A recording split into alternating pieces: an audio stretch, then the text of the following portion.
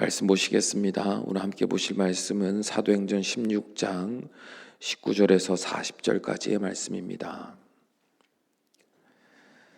사도행전 16장 19절에서 40절까지의 말씀. 우리 한 목소리로 함께 읽습니다. 여종의 주인들은 자기 수익의 소망이 끊어진 것을 보고 바울과 실라를 붙잡아 장토로 관리들에게 끌어갔다가 상관들 앞에 데리고 가서 말하되, 이 사람들이 유대인인데 우리 성을 심히 요란하게 하여 로마 사람인 우리가 받지도 못하고 행하지도 못할 풍속을 전한다 하거늘 무리가 일제히 일어나 고발하니 상관들이 옷을 찢어버리고 매로 치라 하여 많이 친 후에 옥에 가두고 간수에게 명하여 든든히 지키라 하니, 그가 이러한 명령을 받아 그들을 깊은 옥에 가두고 그 발을 착고에 든든히 채웠더니 한밤중에 바울과 실라가 기도하고 하나님을 찬송하며 죄수들이 듣더라. 이에 갑자기 큰 지진이 나서 옥토가 움직이고 문이 곧 다 열리며 모든 사람의 매인 것이 다 벗어진지라.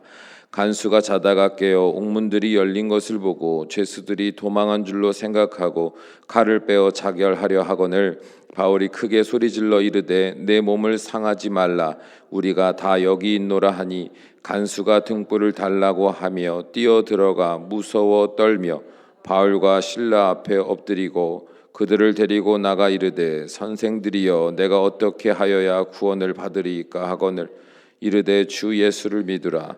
그리하면 너와 내 집이 구원을 받으리라 하고 주의 말씀을 그 사람과 그 집에 있는 모든 사람에게 전하더라.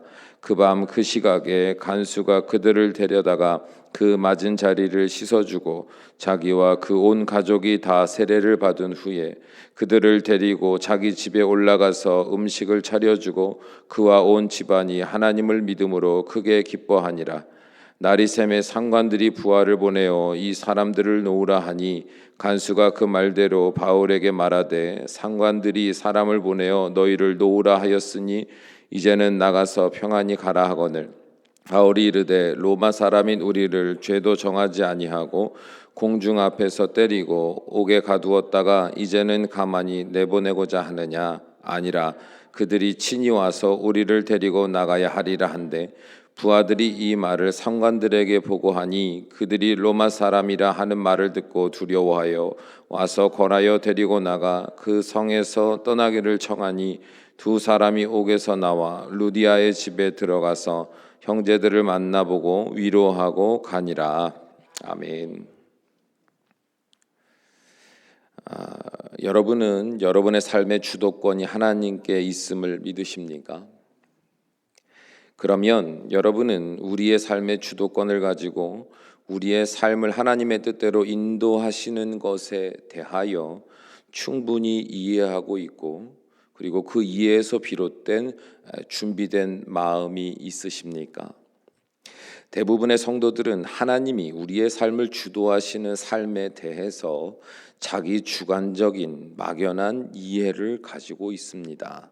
그래서 제각각 하나님의 인도하심에 대한 이해와 기대가 성경의 말씀과는 전혀 다른 경우가 허다합니다. 예를 들어 대부분의 성도들은 하나님이 인도하시는 인생은 늘 안전하고 풍요롭다고 생각합니다. 혹 어떤 성도들은 하나님이 인도하시는 인생은 고난도 없고 외로움도 없고 언제나 행복하며 아름다운 삶이 될 것이라고 생각하기도 하죠. 그러면 성경은 하나님의 인도하심에 대한 우리의 이러한 주관적인 이해와 기대가 옳다고 말씀하고 계실까요? 사도행전 16장을 보면 빌립보에서 선교 사역을 하고 있는 사도 바울 일행의 사건들을 연달아 기록하고 있는데요. 하나님은 아시아로 나아가 복음을 전하려고 계획했던 바울을 마게도냐로 나아가도록 인도하여 주셨습니다. 그리고 이에 순종한 바울 일행은 마게도냐의 첫 성인 빌립보에 다다르게 되었고, 그곳에서 자색 옷감 장사를 하는 루디아와 그의 이웃을 만나 헌신된 루디아의 집에서 함께 예배하며 빌립보 교회의 첫 시작을 열어가게 됩니다. 이후로 바울은 그곳에 머물며 복음을 전하는 사역을 이어가던 중에 귀신 들려 점을 치던 여인을 만나자 예수님의 이름으로 그 귀신을 내쫓고 그녀를 영적으로 참된 안식을 얻도록 도와주게 됩니다. 자, 여기까지 말씀을 기억하며 이제 바울의 입장에서 생각해 볼까요? 여러분이 그 당시에 바울이었다면 어떤 생각을 했었을 것 같습니까? 네, 아마도 저는 이런 생각을 했을 거라 생각합니다. 역시 하나님의 인도하심을 따라 순종했더니 생각지도 못한 사람들을 만나 복음을 전하게 하시고 또한 그들의 집을 예배의 처소로 섬김을 받게 하셔서 복음을 왕성하게 전할 수 있도록 그 문을 열어 가시는구나. 그뿐 아니라 귀신 들린 불쌍한 여정까지 구원하게 하시니 정말로 하나님의 인도하심은 틀린 것이 하나도 없구나 하며 기뻐했을 겁니다. 그런데 그 이후로 이어지는 오늘 본문의 말씀은 어떻습니까? 귀신 들린 여종을 점치게 하여 돈을 벌던 주인은 바울 일행으로 인하여 그 수익이 끊어진 것에 분노하여 그들을 붙잡아다가 빌립보 관리들에게 넘깁니다. 그리고는 이들은 유대인들인데 우리 성에 와서는 우리가 도저히 받지도 못하고 행하지도 못할 이상한 사상과 풍습을 전하여 혼란하게 한다고 거짓으로 고발하게 되지요. 그리고 이미 그들에게 포섭된 수많은 사람들은 일제히 바울 일행을 공격하며 그들은 마땅히 형벌을 받아야 한다고 크게 외쳤습니다. 솔직히 말하면 그 수많은 무리들이 일제히 일어나 고발할 일이 뭐가 있습니까? 자기들하고 무슨 상관이에요? 이미 포섭된 거죠. 자, 그러면 그 관리들은 이 상황 속에서 어떻게 대처를 합니까? 상식적으로 이 사건을 어떻게 처리해야 돼요? 이 일에 대해서 객관적인 재판을 받게 하고 그에 따라 형벌을 정해 주어야 합니다. 그러나 빌립보의 관리들은 그런 정식 절차를 모두 무시한 채 바울 일행에 대하여 분노하는 사람들이 원하는 대로 그들의 옷을 벗겨버리고 심한 매질을 하게 합니다. 자, 그러면 이때의 바울이라면 여러분은 하나님의 인도하심에 대해서 어떻게 생각했을 것 같습니까? 아마도 바울은 지금까지의 사역 과정을 보며 장차 하나님이 빌립보로 인도하신 그 놀라운 사역이 더욱 풍성하여지고 아름다워지기를 기대하지 않았겠습니까? 이제는 막 열어져 갈 거라 믿었겠죠. 하나님의 능력도 일어나니까요. 돕는 자도 있으니까요. 그런데 그들은 지금 이방 땅에서 발가벗겨진 채 불의한 시민들과 불의한 관리들에게 이루 말할 수 없는 수치와 고통을 당하고 있는 거예요. 그리고는 중범죄자가 된 것 마냥 발에 착고가 채워진 채 좁고 어두운 감옥에 갇히게 됩니다. 만일 여러분이 이때의 바울이라면 하나님의 인도하심이라고 믿었던 삶에 대해서 어떠한 이해를 하게 되었을 것 같습니까? 저는 아마도 아니 왜 하나님의 인도하심을 따라 복음을 전하고 귀신까지 쫓아낸 저를 이런 고난을 당하게 하십니까 하고 원망하며 하나님의 뜻에 대하여 의심을 품었을 것 같습니다. 왜냐하면 보통 우리가 상상하는 하나님의 인도하심은 이런 수치와 아픔과 고난은 없을 것이라고 기대하며 살아왔기 때문입니다. 그러면 바울과 실라는 어떠했습니까? 그들은 감옥에 갇힌 채 처음 맞이한 한밤중에 하나님을 찬송했습니다. 여러분은 지금 이들의 모습이 이해가 되십니까? 하나님의 인도하심을 따라서 모든 계획을 다 버리고 오직 하나님만 바라며 먼 이방 땅까지 나와 복음도 전하고 귀신도 쫓아내는 능력까지 행하였으나 결국 수치와 고통을 당한 채 감옥에 갇힌 그들은 도대체 무슨 정신으로 하나님께 찬송을 하고 있느냐 이 말이에요. 우리는 이들의 모습에서 하나님의 인도하심에 대한 바른 이해와 태도를 배울 수 있어야 합니다. 여러분, 우리가 하나님의 인도하심을 따라서 살아간다는 것은 어떠한 삶이라고 생각하십니까? 바로 우리의 구원자 예수님이 먼저 걸어가신 그 십자가의 길을 걸어가는 것이 곧 하나님의 인도하심을 따라 사는 자들의 인생인 것을 기억하시기 바랍니다. 이에 대하여 예수님은 누가복음 14장 25절에서 27절에 이렇게 말씀하셨습니다. 수많은 무리가 함께 갈새 예수께서 돌이키사 이르시되 물은 내게 오는 자가 자기 부모와 처자와 형제와 자매와 더욱이 자기 목숨까지 미워하지 아니하면 능히 내 제자가 되지 못하고 누구든지 자기 십자가를 지고 나를 따르지 않는 자도 능히 내 제자가 되지 못하리라. 예수님을 따른다, 예수님의 길을 걷는다는 것은요, 모든 것을 다 버리고 십자가를 지며 걸어가는 길이라 말씀하셨어요. 그리고 이에 대하여 바른 이해를 가지고 있고 또 마음의 준비를 단단히 하며 하나님 안에서 그 길을 걸어갔던 사도 바울은 마찬가지로 다음과 같이 고백했죠.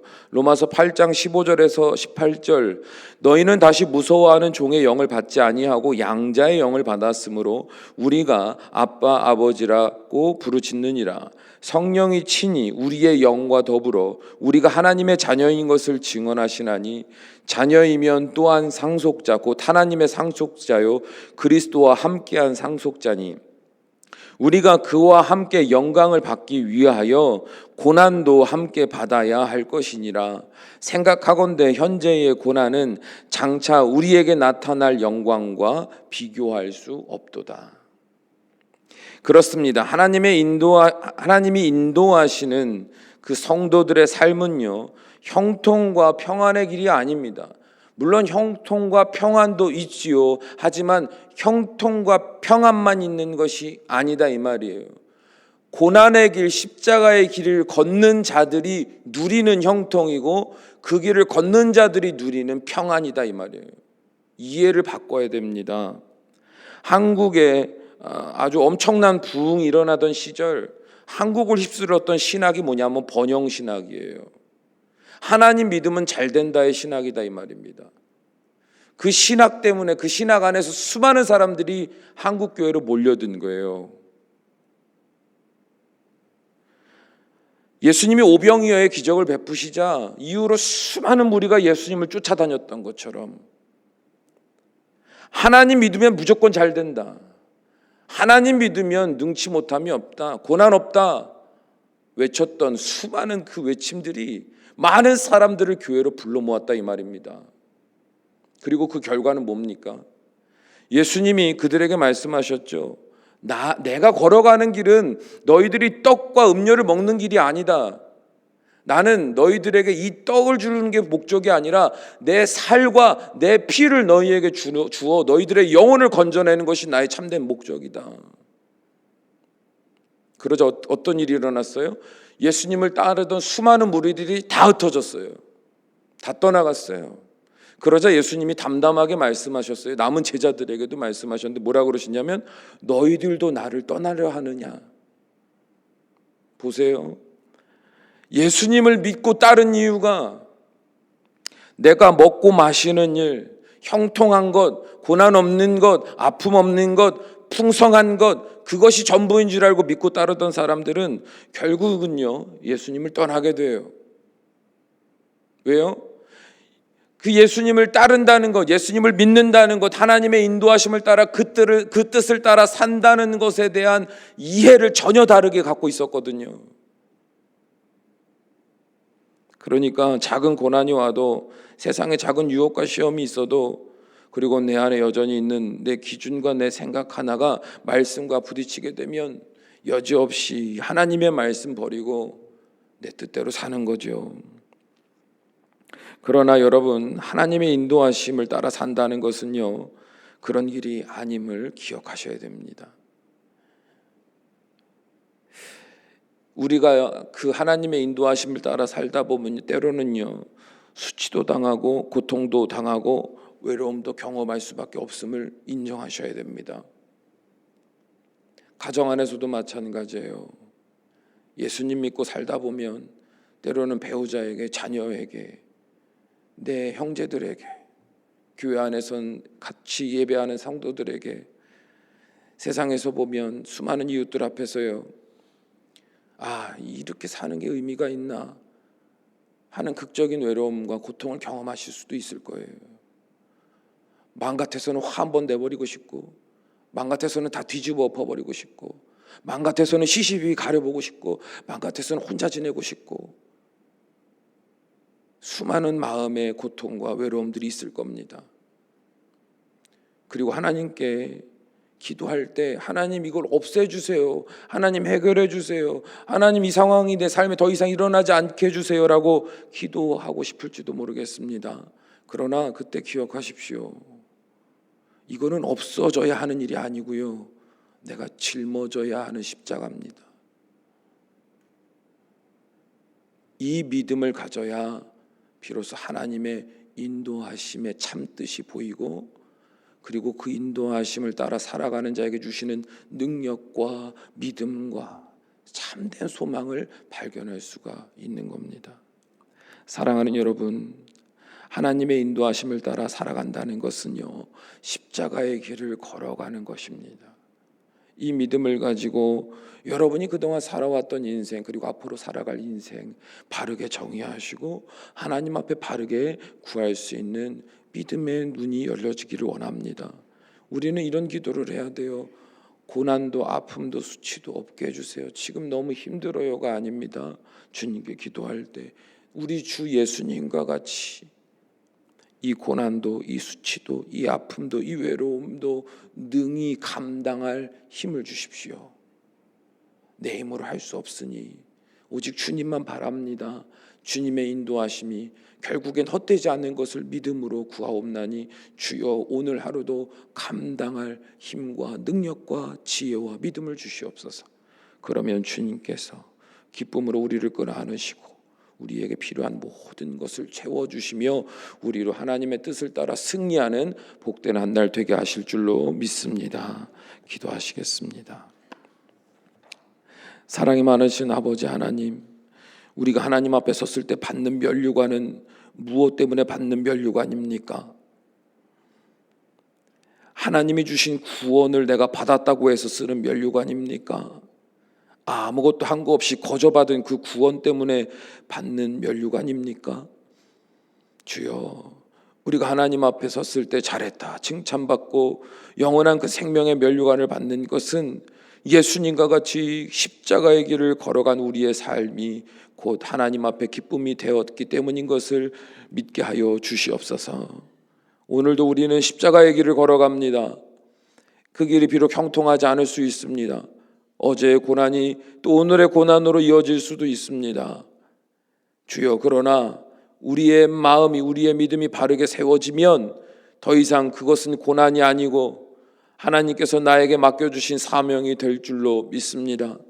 없어져야 할 고난이 아니라 내가 짊어져야 할 예수님의 십자가인 것이 믿어지고 깨달아져 그 가운데 계획하신 하나님의 뜻이 보여질 줄 믿습니다. 이 시간 이 말씀을 붙들고 기도하는 성도들 위해 함께하여 주사 하나님의 참뜻이 우리 안에 온전한 믿음이 되어 오늘 하루도 승리하는 복된 인생들이 되도록 축복하여 주시옵소서. 예수님의 이름으로 기도합니다. 아멘.